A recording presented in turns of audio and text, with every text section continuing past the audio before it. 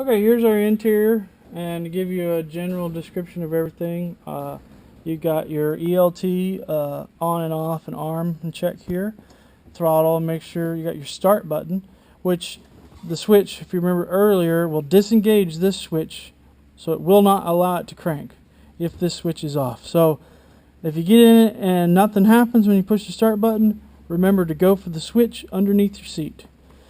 Here's your magneto switches, left and right, and they're recessed, so there's no way to accidentally bump them.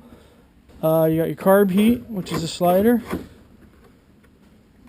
Here's your map light, fuel pump, your little air vent, your airspeed. Here's your radio, your MGL radio, it's also your intercom. EFIS, warning lights for your EFIS canopy, heater, and smoke. Here is your engine information system. It's a GRT EIS 4000. This display comes on as soon as the master switch is engaged. So it is always on. And when you crank the airplane, you will crank it on this screen alone. This one doesn't come on until after the engine is cranked. And I will demonstrate that here shortly. Altimeter, transponder, landing light, vent. Interior lights, they're kind of neat because it's a 3-position switch. So right now they're off, but if you flip them on, I don't know if you can see them. Maybe if I move them you can see them. They do have their own dimmer, and the way it works, the middle position of the switch is activated by the canopy. So when the canopy opens and closes, they will come on and off just like a car door. And the switch is over my right shoulder here, right there. And if you can see, when I push them, they go on and off. Now, if you're flying and the canopy's shut and you just want the interior lights on for some reason, the 3rd position of the switch actually turns them on, and they stay on regardless of what's going on. And you can't hardly see it, but it does have an on illumination when it shows that it's on. It's green. Now, if you were to leave these on accidentally for some reason, or if you leave the canopy in the taxi lock position, they're still on, even if they're in the middle section of the switch. And you'd say, well, that'd run your battery down. That's kind of silly. What I did was I wired in a time delay relay into this switch. Actually, all lights in the canopy, as far as like the map light and the interior lights. It's a 20-minute time delay relay. So after 20 minutes of this light being on, if the airplane is not cranked, they will automatically shut off to save your battery. So, let's see, where was a parking brake? It's a pull. Well, we got everything disconnected, so I can't push on it. But you can pull to engage the parking brake or push to release. Here is your heater, which it's operated by a linear actuator servo on the heater box up in the firewall department. And so when it's got power, this will actually operate the servo. And the heater light works in conjunction with that servo so that you know that it's actually on and engaged. You've got a little USB port here. This port on the side is not for charging. This is a straight port directly to the EFIS for software upgrades, database upgrades, whatever you want to do. So that's straight to the EFIS. So that will not charge like an iPhone or anything. Okay, here's your switches. Master on, avionics master, instrument panel, dimmer switch, autopilot, landing lights, nav lights, strobe, and smoke system. And then you got your map and interior light dimmer, and then you have your indicator and switches dimmer for the actual lights on the switch. And as you'll see in a minute, these switches are white with a green on button. And then obviously I already showed you, but here is the taxi lock switch, which is also the secondary lock for the canopy. And I'll explain that in just a minute. Down here you've got your you got your infinity stick grip, and this is your flap actuators. And the way we got it set up is one click down is 10 degrees, 2 clicks 20, 3 is 30, and up at any point is full retract, all the way to 0. And then you got your trim, up and down pitch, left and right roll, autopilot on and off, and this is your smoke on and off, and your trigger is for your comms, for communicating. This little button down here doesn't actually do anything. I did wire it to do flip-flops on the screen, but then I realized this screen doesn't have that option. So if you want to run something off this switch, the wires are actually run up into the compartment and wire tied together under the VPX unit. And so if you come up with a desire to use it for something, the wires are already ran and already wired up. Here's your fuel tank selector, left and right, and off is down. As you see, aerobatics for left tank only, because only the left tank has the flop tube. Then you got a power outlet here for just power source, which you just lifted up. It's just a cigarette lighter output, or power outlet. And then you got your audio input for your music from your intercom on your radio. And just so you know, the intercom has full mute operation, to where if you get a transmission, it will mute the music input. I think that's about it. So I'm gonna give you a run through, basically, of a full start procedure, so you can kind of get an idea of what goes on. So what you do, the first thing you do is you turn on your master switch, and you make sure your fuel pump's off. Okay, as you saw, actually let me start that over. I'm gonna turn this off again. So when you turn your master switch on, you see that your indicator lights will come on, then they'll start to flash. If they do that procedure, that is normal. If they don't come on and don't flash, then something is wrong with either the lights or the thing that they're supporting. So the only thing on at this point, obviously, is your fuel pump and your VPX and your EIS monitor, which you see right here. It says RPM, oil temperature, oil pressure. So when you crank the airplane, you're using this RPM gauge right here. And usually my procedure is full mixture, and I give it about 3 squirts and then about a 1/4 inch crack, and then you hit the start button. And as soon as she fires, I usually just use my arm because I can move it. That way I can hold the stick in full aft and I can use it.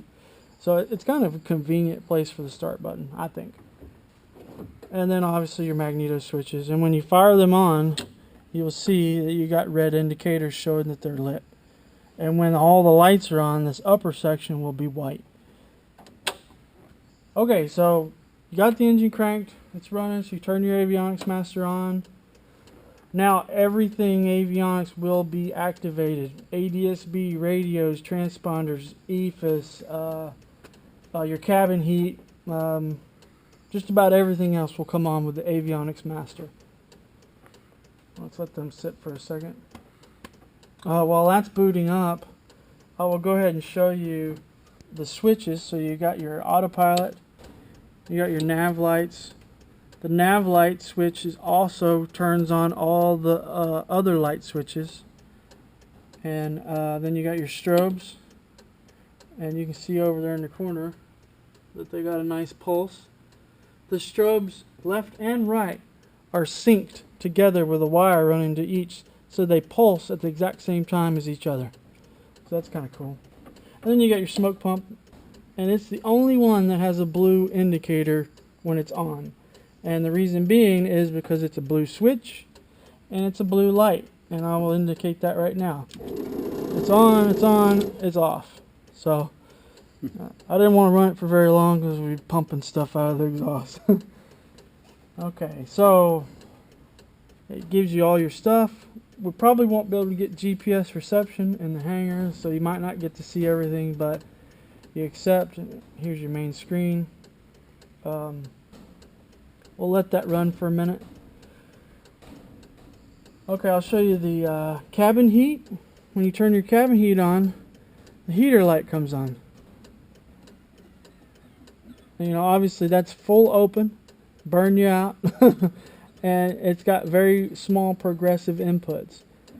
Now see, you can crack that a little bit and the light comes on, but you might not actually feel much heat, if any, because of the action of the servo. So the light basically is just telling you, hey, your heater is on, whether you know it or not.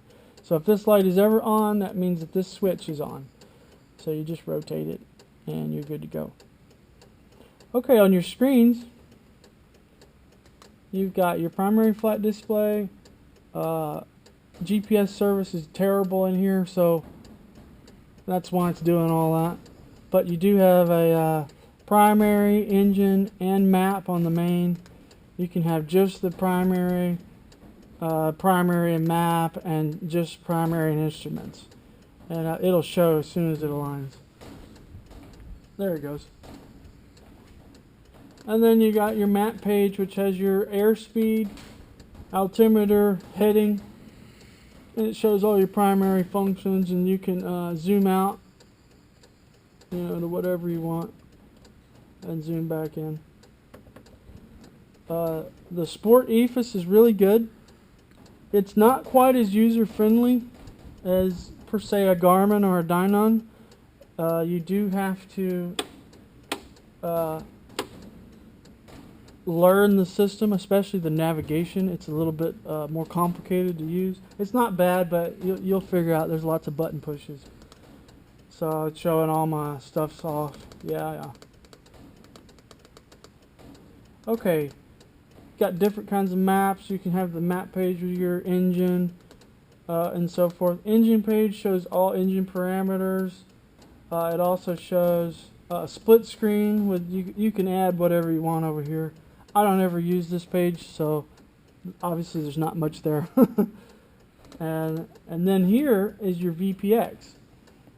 The VPX is really cool because it controls every electronic piece in here and it's also your circuit breakers, your relays, and all the little trinket boxes that you would have to have otherwise, like wig-wag on your wings, speed on your servos for your trim, just a whole bunch of stuff.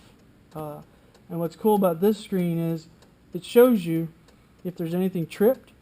It shows you if what's activated, so you can see what's activated now.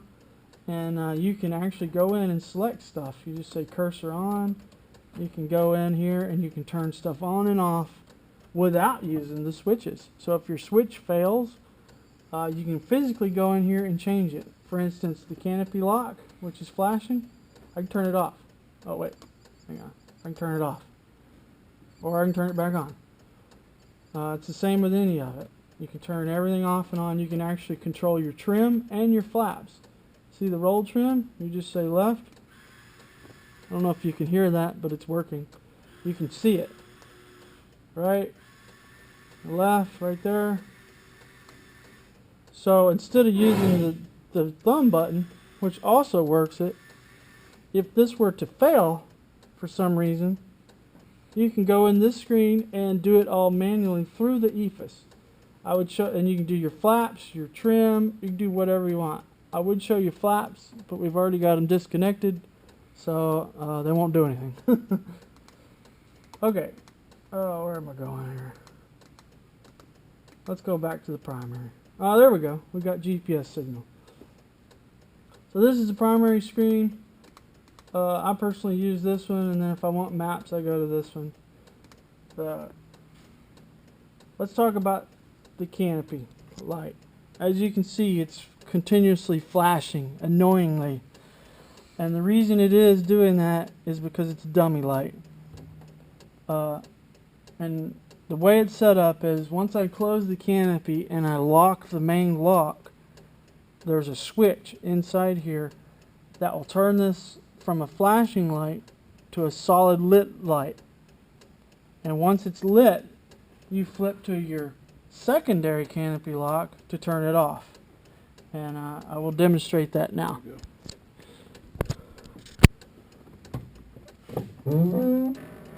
I'm probably going to have both hands, so you'll have to just excuse this for a second.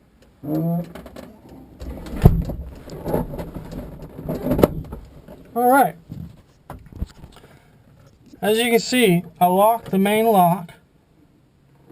So my canopy dummy light is now lit. It is no longer flashing. It's saying that the main lock is locked, but the secondary lock is not. So what you do, if you can see it, is secondary lock and it goes off. So if you go off with the secondary lock, it's lit.